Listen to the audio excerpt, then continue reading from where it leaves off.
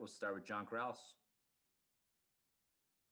Brad, getting Evan Fournier in, what do you envision as far as using him? How do you envision using him starting, off the bench, generally? Yeah, we'll figure out how this team best fits together and works together once we all get together. Only had a chance to text with him and then talk to him on the phone real briefly. He's in Boston right now doing all of the physicals and all that stuff. And so when we get a chance to sit down, we'll meet, but he'll be a high minutes player. We're certainly going to count on him to do what he does. I think it's been pretty evident that, bench scoring, whatever form it comes in, whether he's off the bench or that moves others to the bench, is a necessity. And so I think that that'll be a real positive. And we're excited that he's joining us. And, it was good to get a chance to talk to him yesterday. I look forward to seeing him when we see him. Mark Murphy. Hey, Brad. I know you've sort of been bringing Robert along, with the anticipation that by the time the playoffs come, his role is going to be expanded. What does this do for him now with Daniel in Chicago? Well, I think it puts a lot on him. I think that he's made a lot of strides. He does a lot of good things. And he can fill up a stat sheet. I think that there's things that, he will continue to improve upon. His best days are still far ahead, as much as the glimpses that he shows. But those glimpses have become a lot more consistent, and then his effort has been terrific. He's a competitive guy. So he'll get, obviously, a lot of opportunity here. He's always been more comfortable coming off the bench. So he will have to adjust that here, at least in this near term. And then once we have everybody back and, Tristan's back and everything else, then we'll figure that out later. But, I know that Rob is, Rob's a critical part of our team now and a critical part of our team in the future. And so, it's an opportunity for him. I think obviously, losing Daniel was really tough. I think Daniel's been one of our best defenders the last couple of years on a team that has really struggled to defend. We're going to have other people step up. It's time for everybody to be their best on that end. And I think that is the number one thing for this team. When you lose a communicator like that, a guy that can direct your defense from the back line, and a guy that is going to play, hard on each and every possession, that's going to be something we're going to have to make up for. So that is not insignificant. Yesterday was a tough day in losing those three guys. As exciting as a day as it was to add a guy at Evan's caliber, and certainly Mo and Luke as well. But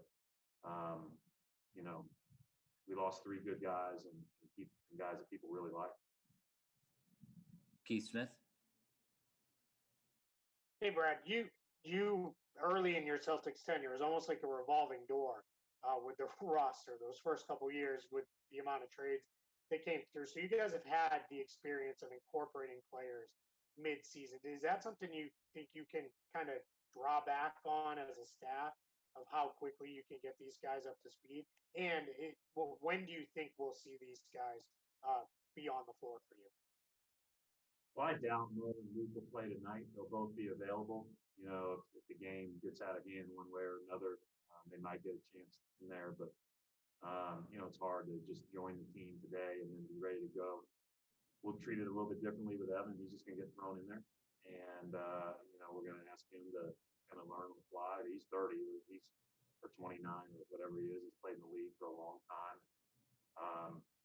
He'll be able to watch our playbook just like Mo and Luke, and they'll be able to pick up a lot pretty quickly. We'll try to keep a basic set of actions that we go to when those guys are in, and then you build up as time goes on.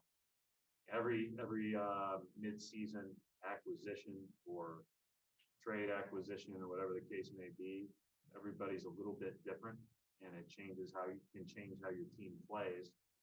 I don't see how, I don't see there really be a change in how we play per se, or how we want to play, especially the way we've been playing offensively in the last 12 games.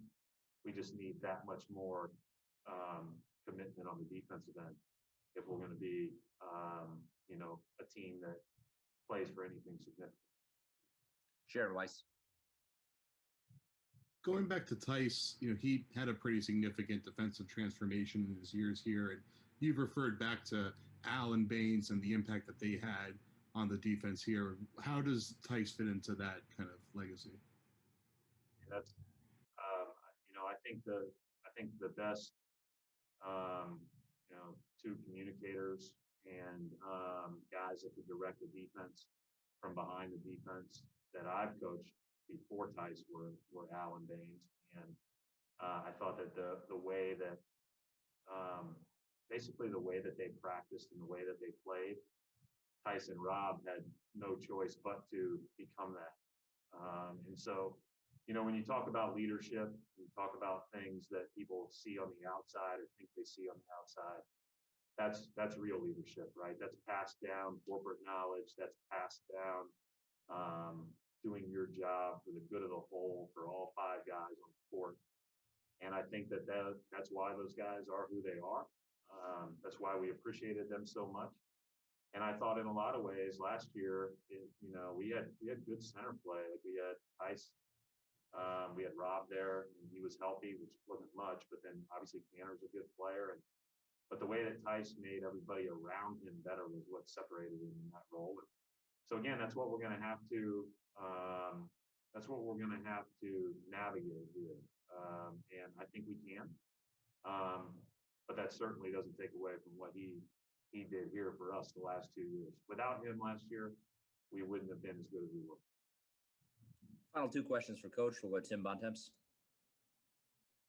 Brad, you mentioned it a few times. You guys have obviously struggled with defense all year, and specifically the last couple of weeks. What has to change for you guys to get to the level that you think you can play at and need to play at that end of the court? Everybody, all 5 guys on every possession have to be really good. They have to be at their best level. It has to be sold out, committed, and play with the defensive DNA. There have been times where we've done that. We haven't done that enough. Our offense has improved in the last 12 games, in the last couple of weeks, month, whatever. And that's all well and good, but that doesn't do you any good if you don't play the other end as hard and as well as you can. So that's like, we're going to have to do that. And again, when you lose a really good defender, and then, I think that Jeff gave us good minutes in there, and Javonte obviously was a guy that you put in to guard people.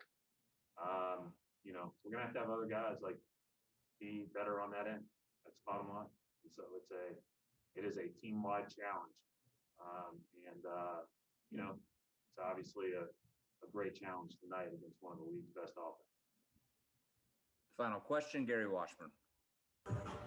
Hey, Brad, sorry, hopefully you can hear me. The backup point guard, obviously Teague is gone. Will that be given to Pritchard? Will you kind of mix and match Smart and Pritchard? And what about nights that Kemba does not play? Good question, Gary. Basically it's been Peyton most of the year. Obviously Jeff went through those series of DNPs, but then I thought Jeff played really well right before the break. And I thought that in the last week or 2, he's been playing great. So he did get the DNP a couple days ago, but that's, Peyton's another guy that's going to get more opportunities as a result of this. And, with that comes more responsibility. It's just like I said, and, not just him, but everybody's going to have to guard at a different level than before, because Jeff was a guy that you could turn to when things weren't going as well for your bench, because he had an impact defensively in a lot of ways. And then the last few weeks he's been scoring. So, yes, that'll open up opportunities for Peyton. But yes, you will also see Smart playing with that second unit some as a point guard, and we'll see how that goes. On nights when Kemba doesn't play, obviously that just bumps every